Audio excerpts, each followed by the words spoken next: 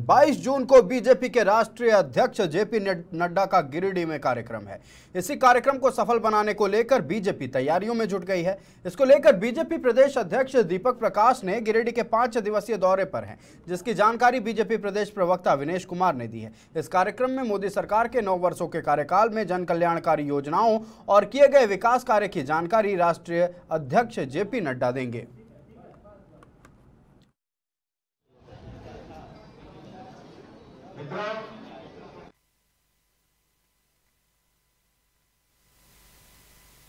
देखिए, जैसा कि भारतीय जनता पार्टी का पूरे देश में महाजनसंपर्क अभियान चल रहा है, संपर्क से समर्थन।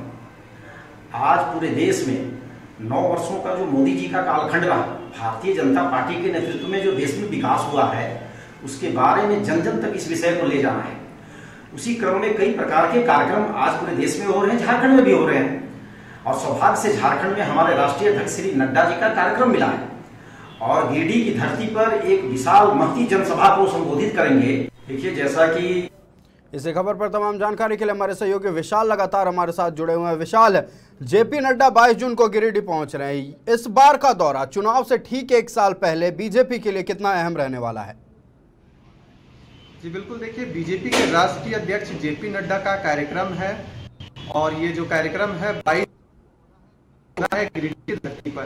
देखिए आयुष, सबसे बड़ी बात है कि महासंपर्क अभियान भारतीय जनता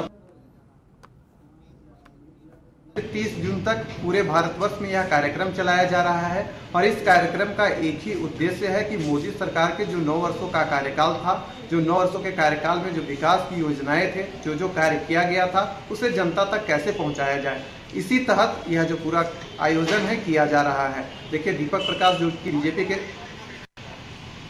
के प्रदेश अध्यक्ष आज 5 दिवसीय दौरे पर निकले हुए हैं गिरिडीह। 19 और 20 जून को जो विभिन्न कार्यक्रम होगा, जो विभिन्न बैठक होगा, उनमें वे हिस्सा लेंगे। 21 जून को मधुबन में जब अंतर्राष्ट्रीय मना रही हो, मधुबन में वे कार्यक्रम करेंगे। योग, वहां पर जो आयोजन है, योग का कार्यक्रम है, उसमें पार्टिसिपेट करेंगे।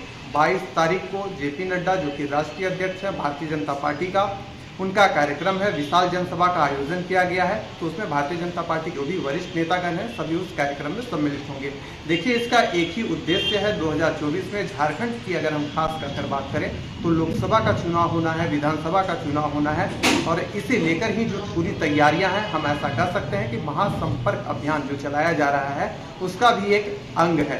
देखिए, 2019 में जब लोकसभा का चुनाव हुआ था तो 12 सीटें एनडीए के खाते में आए थे। 2024 में भारतीय जनता पार्टी का मिशन है कि हम लोग 14-0 से लीड करें। वहीं देखिए, 2024 में 81 विधानसभा क्षेत्र आते हैं। मात्र 25 सीटों पर भारतीय जनता पार्टी चुनाव जीत पाई थी। 65 पास का नारा था, लेकिन 25 सीटें पर ही भारतीय जनता पार्टी सिमट चुकी थी। तो देखिए, इस बार का समीकरण यही है। भारतीय जनता पार्टी हर मोर्चे से गठबंधन सरकार को घेर रही है, सरकार को भ्रष्टाचार में ओतप्रोत रहने वाली महागठबंधन की सरकार बता रही है। तो ये देखने वाली बात होगी कि जैसे जैसे समय बीतेगा, जैसे जैसे चुनाव नजदीक आएगा, तो भारतीय जनता पार्टी का और कौन कौन सा ऐसा कार्यक्रम होगा, किस रणनीति के तहत काम करेंगे। लेकिन आयुष, एक बात तो तय है कि तैयारियां जोरों पर है। जो भी भारतीय जनता पार्टी के एक कार्यकर्ता है या जो बीजेपी का एक मोर्चा है, सभी इसी तैयारियों में जुटे हुए हैं कि कैसे हम जनता के बीच जाएं और 9 वर्षों का कार्यकाल में जो विकासकारी जो योजनाएं। देखिए विशाल, 9 साल का कार्यकाल पूरा होने पर बीजेपी महाजनसंपर्क अभियान चला रही है, जनता के दर पर पहुंच रही है, जनता को अपनी उपलब्धियों के बारे में बता रही है। ऐसे में जेपी नड्डा का झारखंड आना कहीं ना कहीं आने वाले लोकसभा चुनाव, आने वाले विधानसभा चुनाव के लिए तो उपयोगी है ही, साथ ही साथ हमें यह नहीं भूलना चाहिए कि डुमरी उपचुनाव भी सीधे दरवाजे पर दस्तक दे रहा है।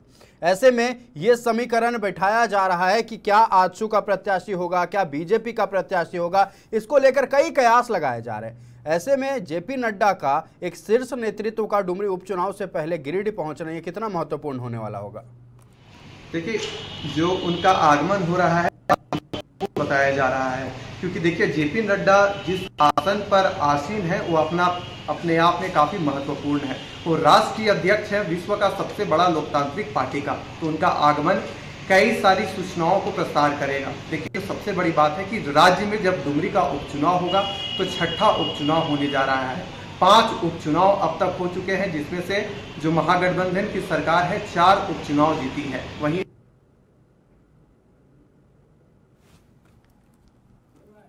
कि वह जो सीट है एनडीए के खाते में आई।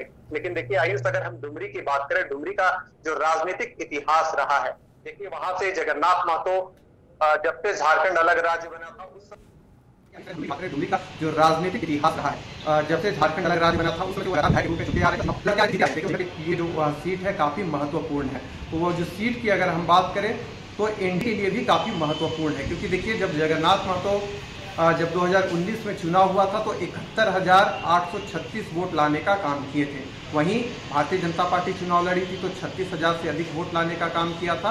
और आंसू का भी जो वोट था, जो वोट पर देखिए आपने जगन्नाथ महतो का चर्चा किया, बीजेपी से हटकर हम एक बात करेंगे। कोयलेरी कामगार यूनियन का अध्यक्ष बनाया गया अखिलेश महतो को, जो कि बेटे हैं जगन्नाथ महतो के। ऐसे में राजनीतिक मैदान में अपना पैर अब जमा चुके हैं अखिलेश यादव। आने वाले चुनाव में, आने वाले उपचुनाव में, डुमरी उपचुनाव में, जहां एक तरफ बीजेपी आजसू पूरी तरह से जोर लगाई हुई है, क्या लग रहा है इस बार भी जगन्नाथ महतो का परिवार ही इस डुमरी सीट पर अपना कब्जा जमा सकता है, या फिर जेपी नड्डा के आने से कुछ फर्क पड़ेगा? सूचनाएं तो ऐसी है ही कि जो वहां पर होगा, जेएमएम का ही प्रत्याशी होगा और जगन्नाथ महतो के परिवार से ही वह प्रत्याशी होगा। लेकिन देखिए अगर हम अखिलेश महतो की बात करें तो एज सर्टिफिकेट रेस्ट्रिक्शन आ रहा था, ऐसा कहा जा रहा था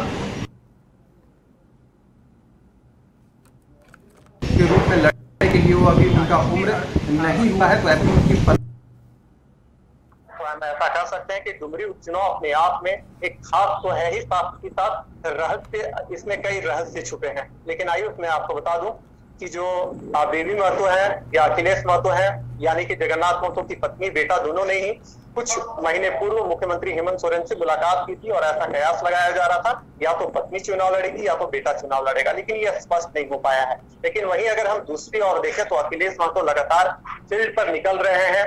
जो भी वहां पर कार्यक्रम होता है इसमें वो सम्मिलित होते हैं, एक एक कार्यक्रम में पार्टिसिपेट कर रहे हैं। वहां वहां की जो जनता है, डुमरी की जनता है, उनका भी यही कहना है कि यहाँ पर जो प्रत्याशी होंगे अखिलेश महतो ही होंगे। ये तो जेएमएम की बात रही आयुष, ये तो देखने वाली बात होगी। लेकिन वहीं अगर हम एनडीए की बात करें तो आजसू का कहना है कि उच्च स्तरीय बैठक होगा, हमारे जो शीर्ष नेतृत्व है वो बैठक करेगा भारतीय जनता पार्टी के साथ और मिल बैठकर हम लोग यह फैसला करेंगे कि प्रत्याशी किसका होगा। लेकिन देखिए वहीं अगर भारतीय जनता पार्टी का कहना है कि प्रत्याशी किसका भी हो, से ही होगा, जी आपका का प्रत्याशी होगा या तो केला का प्रत्याशी। ये तो वास्तविक सी बात है कि अगर आप गठबंधन में चुनाव लड़ रहे हैं तो आप दोनों पार्टी, दोनों का चुनाव चिन्ह क से ही शुरू होता है, या केला हो या कमल हो। ऐसे में ये गोलमोल जवाब बीजेपी देती नजर आ रही है। वो खुद ऐसे में लग रहा है कि बीजेपी हो या आजसू हो, खुद अपने आप में क्लियर नहीं है। फिलहाल आपका हमारे साथ जुड़ने के लिए बहुत बहुत धन्यवाद विशाल। अब अपने दर्शकों को बताना चाहेंगे कि 5 दिवसीय गिरिडीह दौरे पर फिलहाल दीपक प्रकाश हैं। 22 जून को बीजेपी के राष्ट्रीय अध्यक्ष जेपी नड्डा भी पहुंच रहे हैं। आने वाले 1 सालों के अंदर डुमरी उपचुनाव है, विधानसभा चुनाव है और लोकसभा चुनाव है। ऐसे में देखना होगा कि जेपी नड्डा के आने से बीजेपी को कितना फायदा मिलता है।